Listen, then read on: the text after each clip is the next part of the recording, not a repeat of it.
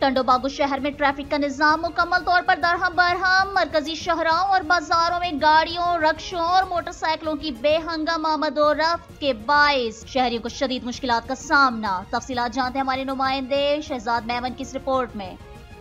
جی بالکل، میں آپ کو بتاتا چلوں کہ ٹنڈو باغو شہر میں ٹریفک کا نظام مکمل طور پر دھرم برہم ہو کر رہ گیا ہے۔ مرکزی شاہراہوں اور بازاروں میں گاڑیوں، رکشوں اور موٹر سائیکلوں کی لمبی قطار ہونے کے باعث شہریوں کو سخت مشکلات کا سامنا کرنا پڑ رہا ہے۔ شہر کی مین روڈ، پنگرو روڈ، جڈو، تلار روڈ اور بدین روڈ پر دن کے اوقات میں ٹریفک جام معمول بن گیا ہے۔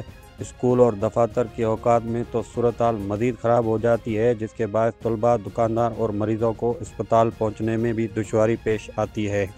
شہریوں نے شکایت کرتے ہوئے بتایا کہ شہر میں ٹریفک پولیس کا کوئی مؤثر نظام موجود نہیں، بغیر لائسنس ڈرائیور، غلط پارکنگ اور سڑکوں پہ تجاوزات ٹریفک کی جام کی بڑی وجوہات ہے۔ شہریوں نے انتظامیہ سے مطالبہ کیا ہے کہ سڑکوں سے تجاوزات ختم کی جائے اور ٹریفک پولیس کو تعینات کی جائے اور ٹریفک قوانین پر سختی سے عمل کرایا جائے تاکہ عوام کو ریلیف مل سکے۔ شہزاد میمن، فیض نیوز، ٹنڈو باغو، ضلع بدین۔